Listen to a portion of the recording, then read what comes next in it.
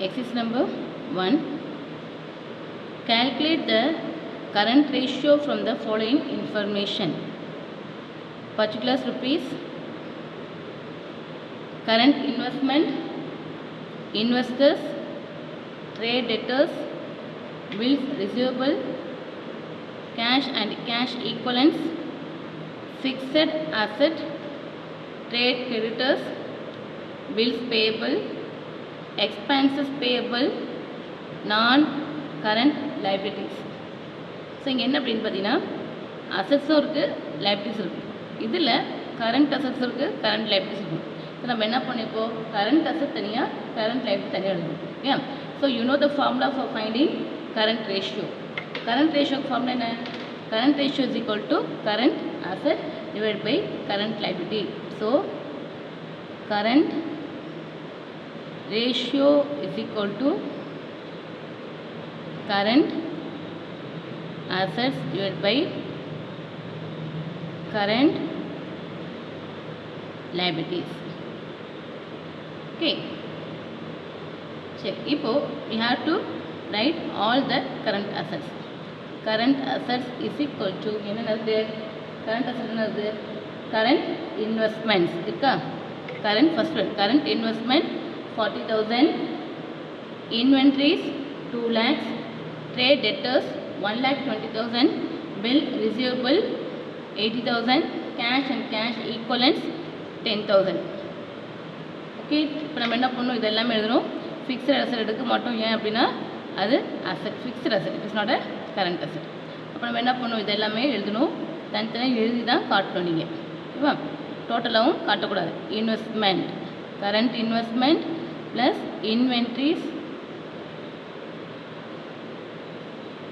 inventories, trade debtors plus bills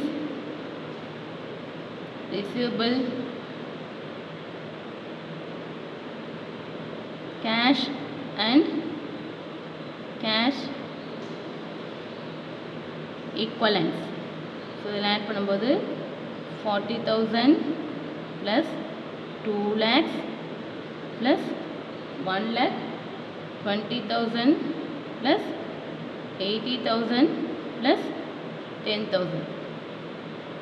இதெல்லாம் add பண்ணும்போது answer கிடைக்கும் 4,50,000 rupees. 4,50,000. ஸோ நம்ம என்ன பண்ணும், current liabilities. So current liabilities is equal to trade creditors plus bills payable plus expenses payable and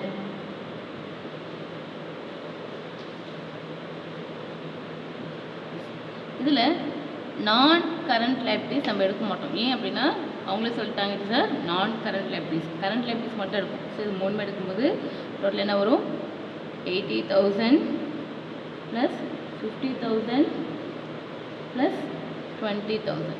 so இதெல்லாம் add பண்ணும்போது நமக்கு கிடைக்கிற ஆன்சர் 1,50,000 rupees, 1,50,000. ஓகே, இப்போ இங்கே we have to apply the formula. What is the formula? Current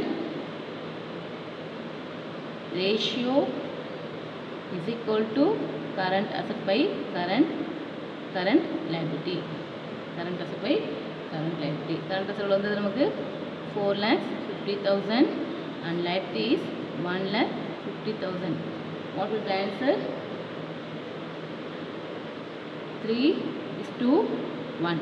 divide பண்ண என்ன வரும், 3/1 வரும், 3 வரும், 1 வரும். அப்போ 3:1. So current ratio is equal to 3:1. Okay, this is the answer. Now we are moving to the illustration 2. Calculate ratio of constructions limited from the information given below. You also take down this question. is particulars rupees. நான் சொல்ல நீங்கள் question எழுதிங்கம்மா. Total current liabilities 1 lakh, total current asset 2,50,000, inventories 50,000, prepaid expenses 15,000. Okay. To calculate quick ratio, the formula is என்ன சொல்லியிருக்கேன் இல்லையா? Quick ratio அப்படிங்கிற formula என்ன? Quick asset divide by current liabilities. Quick அசட்லேருந்து current லைபிலிட்டிஸை நம்ம டிவைட் பண்ணோம், நமக்கு என்ன கிடைக்கும்? we can get quick ratio. இந்த குவிக் அசட் அப்படிங்கிறது என்னென்னு பார்த்தீங்கன்னா, the குவிக் அசட் அப்படிங்கிறது it is an asset can be converted into cash. Current asset என்ன? கரண்ட் அசட் அப்படிங்கிறது ஒரு வருஷத்தில் நம்ம என்ன பண்ணுவோம்? காசாக கன்வெர்ட் பண்ணிடுவோம், கேஷாக கன்வெர்ட் பண்ணுவோம். ஆனால் அதை விட லிக்விடிட்டியாக இருக்கும் எது? கரண்ட் அசட்டோட குவிக் அசட் அப்படிங்கிறது லிக்விடிட்டியாக இருக்கும். லிக்விடிட்டின்னு என்ன அர்த்தம்? லிக்விடிட்டின்னு அர்த்தம் இங்கே ஒரு பொருளை சீக்கிரமாக பணமாக்கக்கூடியது, கேஷ் ஆக்கக்கூடியது. அதுதான் நம்ம என்ன சொல்லுவோம்? லிக்விடிட்டி அப்படின்னு சொல்கிறோம். Quick ratio gives the proportion of the quick asset to the current liabilities. It indicates whether the business concern is in position to pay its current liabilities as and when they become due out with these quick asset. இன்னொன்று சொல்லலாம், current asset அப்படிங்கிறது நம்ம ஒரு வருஷத்தில் convert பண்ண முடியுற காசு நம்ம என்ன சொல்லுவோம்? கரண்ட் அசட் சொல்லுவோம். ஆனால் அதை விட சீக்கிரமாக கன்வெர்ட் பண்ணுறது லிக்விட் அசட் அப்படின்னு சொல்லுவோம். For example cash in hand, cash at bank, இதெல்லாம் என்ன அப்படின்னு பார்த்தீங்கன்னா உடனே நம்ம நினச்ச உடனே நம்ம என்ன பண்ணலாம்? அந்த காசு எடுத்து செலவு பண்ணவோ இல்லை அந்த மாதிரி செய்ய எடுக்கவோ நம்மளால் முடியும். சரி, அப்படி பார்க்கும்போது இந்த இன்வென்ட்ரிஸ் அண்ட் ப்ரீபெய்டு எக்ஸ்பென்சஸ் இருக்கு இல்லையா? இந்த inventories and prepaid expenses current அசட்டில் இன்க்ளூட் ஆகாது. ஏன் அப்படின்னு பார்த்தீங்கன்னா, இப்போ ஃபார் எக்ஸாம்பிள் இன்வென்ட்ரிஸ்னா ஸ்டாக். இந்த ஸ்டாக் வந்து லிக்விட் அசட்டாக நம்ம கன்சிடர் பண்ண மாட்டோம். அதுக்கு காரணம் என்னன்னு கேட்டால், it take some time to sell the inventories and to convert into cash. அப்படின்னா அந்த ஸ்டாக்கை விற்கிறதுக்கு கொஞ்சம் டைம் ஆகும். அது என்ன ஆகும்? ஸ்டாக் விற்று நமக்கு என்ன வரும்? பணம் வரும். அதுக்கு கொஞ்சம் நேரம் ஆகும். ஸோ நம்ம இன்வென்ட்ரிஸ் என்ன பண்ண மாட்டோம்? லிக்விட் அசட்டாக கன்சிடர் பண்ண மாட்டோம். இன்னொன்று ப்ரீபெய்டு எக்ஸ்பென்சஸ். ஒரு நான் பே பண்ணிட்டேன், பெய்டு இன் அட்வான்ஸ். ப்ரீபெய்டுன்னு அர்த்தம் பெய்டு இன் அட்வான்ஸ் அர்த்தம். அப்போ நம்ம பணத்தை ஒரு ஆளுக்கு கொடுத்துட்டேன், ஓகேவா? கொடுத்தேனே அதை என்ன பண்ண முடியாது? நான் திருப்பி வாங்க முடியாது. ஒரு செலவு நான் பண்ணிட்டேன், அட்வான்ஸாக பண்ணிட்டேன் அப்படின்னா அந்த பணத்தை என்னால் திருப்பி வாங்க முடியாது. It cannot be converted into cash. அதை காசு ஆக்க முடியாது. ஆனால் என்ன பண்ணலாம்? And only the benefit can be derived and others excluded from the liquid asset. அது என்ன பண்ணலாம்? அதோட பெனிஃபிட்டை தான் நம்ம யூஸ் பண்ணிக்கலாம். இப்போ நான் ஒரு கமிஷன் கொடுத்துருக்கேன், இல்லைனா ஒரு அட்வான்ஸ் கொடுத்துருக்கேன் ஒரு வேலை செய்யறதுக்கு அப்படின்னா, அந்த பணத்தை நம்ம என்ன பண்ணணும்? திருப்பி வாங்க முடியாது. ஆனால் என்ன பண்ணுவோம்? அவர் வந்து அந்த வேலையை நமக்கு செஞ்சு கொடுப்பார். அப்போ பெனிஃபிட் கேன் பி டிரைவ்ட் இல்லையா? அந்த பெனிஃபிட் தான் நமக்கு கிடைக்கும். ஸோ அந்த ப்ரீபெய்டு எக்ஸ்பென்ஸ் நம்ம என்ன பண்ண மாட்டோம்? இதில் இன்க்ளூட் பண்ண மாட்டோம். ஸோ நம்ம என்ன பண்ணுவோம்? Quick asset is equal to current asset minus inventories minus prepaid expenses. ஓகேவா? இப்போ நம்ம சம் கொள்ளலாமா? சரி, இப்போ சம் போடுவோம். என்ன அப்படின்னா, குவிக் அசட்டில் அப்படிங்கிறது என்னது? Current asset. கரண்ட் அசட் அப்படின்னு என்ன சொல்லியிருக்காங்க? டோட்டல் கரண்ட் அசட் இருக்குது. Total current asset is given இந்த question. So total current asset அப்படிங்கிறது என்னது? 2,50,000 அப்படிங்கிறது டோட்டல் கரண்ட் அசட். நம்ம இருந்து என்ன பண்ணோம்? இன்வென்ட்ரிஸ் ஆகிய 50,000 மைனஸ் பண்ணணும். அதேமாதிரி ப்ரீபெய்டு எக்ஸ்பென்சஸ் 15,000 மைனஸ் பண்ணணும். அப்போ 15 + 15 என்னது? 50 + 15 65,000. 65,000 வந்து நம்ம என்ன பண்ணணும்? 2,50,000 கூட நம்ம இந்த 65,000 மைனஸ் பண்ணணும். மைனஸ் பண்ண நமக்கு என்ன ஆன்சர் கிடைக்கும்? 1,85,000. How much? 1,85,000 நமக்கு ஆன்சர் கிடைக்கும் இல்லையா? ஸோ நெக்ஸ்ட் நம்ம என்ன பண்ணுவோம்? we have to apply this formula. எந்த formula? quick ratio is equal to quick asset divided by current liability. quick asset divided by current liability. quick asset நம்ம எவ்வளோ கண்டுபிடிச்சிருக்கோம்? quick asset is equal to 1,85,000 divided by current liabilities. எங்கே இருக்குது? கொஸ்டின்லேயே இருக்குது. That is 1 lakh அப்படின்னு கொடுத்துருக்காங்களா? 1 lakh அப்படிங்கிறது என்னது? Is a current liability. So நான் என்ன பண்ணுறேன்? 1 lakh டிவைட் பண்ணுறேன் இல்லையா? quick asset is equal to, இது ஃபார்முலா என்ன? quick asset divided by current liability. ரைட்டா? ஸோ இங்கே நம்ம என்ன பண்ணுறோம்? quick asset அப்படிங்கிறது quick asset நீ கண்டுபிடிச்சிருக்கோம். 1,85,000 கண்டுபிடிச்சிருக்கோம். அதே மாதிரி இங்கே என்னன்னு பார்த்தீங்கன்னா quick asset is equal to 1,85,000, current liability is equal to 1 lakh. So நம்ம இங்கே என்ன பண்ணுறோம், ஆட் பண்ணும்போது நமக்கு கிடைக்கிறது 1.85 இல்லையா. நம்ம பண்ணுறோம் 1.85 கிடைக்கும். அப்போ இஸ் டு 1, 1.85 இஸ் டு 1 அப்படிங்கிறது is a quick ratio. Quick ratio is equal to 1.85 is to 1. This is the answer. Okay. Next question number 2. Exercise number. இப்போ exercise number பார்க்கலாமா? Calculate quick ratio. Total current liabilities is 2,40,000. Total current asset is equal to 4,50,000. Inventories 70,000. Prepaid expenses 20,000. So நம்ம என்ன பண்ணியிருக்காங்க, இதில் கொடுத்துருக்காங்க. இப்போ நம்ம என்ன கண்டுபிடிக்கணும் அப்படின்னு பார்த்தீங்கன்னா, you have to find out quick ratio. Quick ratio கண்டுபிடிக்கணுமா? குவிக் ரேஷியோக்கு ஃபார்முலா என்ன? Quick ratio is equal to quick asset divide by current liability.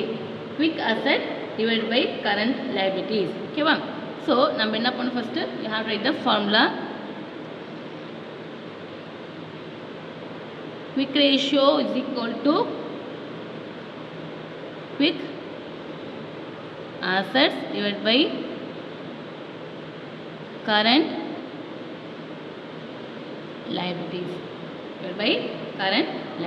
ஓகேவா?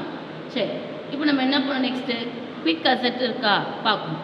குவிக் அசட் இருக்கா? இல்லை. ஆனால் என்ன இருக்குது, கரண்ட் அசட் இருக்குது. So that is a current asset.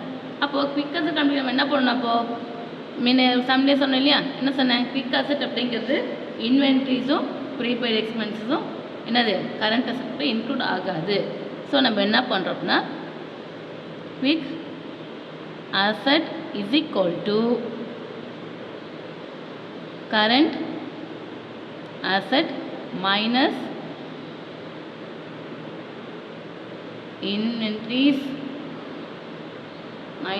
inventories minus